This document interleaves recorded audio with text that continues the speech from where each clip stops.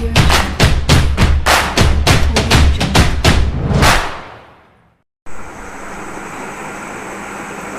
1990 میں نسرین نسموں کی اپنی پہلی کتاب لائی تھی جس کا نام میں سپنے بانٹے تھا۔ اس کے بعد 2016 میں میرا کلیات آیا جس میں 5 کتابیں تھیں اور وہ بھی نسرین نسموں کی تھی۔ اب حال ہی میں میری ایک اور کتاب نظم کے بارگاہ میں آئی ہے اور یہ بھی نسرین نسموں کے بارے میں۔ ہم نے جس دور میں نثری نظم لکھنا شروع کی تھی اس وقت ایک جنگ تھی جو ہم لوگوں نے لڑی تھی، لیکن اب یہ خوشی ہے کہ ایک کہکشاں ہے ہمارے پیچھے جو بہت خوبصورت نثری نظم لکھ رہی ہے۔ اس میں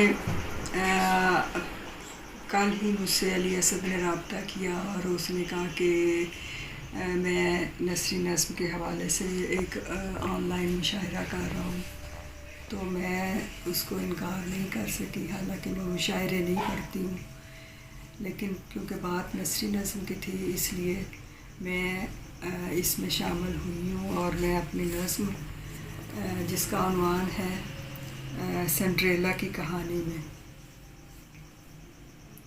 سنڈریلا کی کہانی میں میدان جنگ سے بھاگی ہوئی اس معذور بچی کا ذکر کہیں نہیں ہے، جو جنگ کی ہولناکیوں کی زندہ تصویر بنی ایک ہی راگ الاپتی تھی کہ تتلیاں خودکشی نہیں کرتی، انہیں مسل دیا جاتا ہے، ان کی لاش کو دفن بھی نہیں کیا جاتا، وہ خود ہی مٹی میں مٹی ہو جاتی ہیں۔ یا پھر ہو سکتا ہے اس کا ذکر اس تعزیتی کتاب میں ہو جو جنگ کے بعد کسی صدارتی محل کے صدر دروازے کے بالکل ساتھ بائیں طرف والے کمرے میں رکھی جاتی ہے۔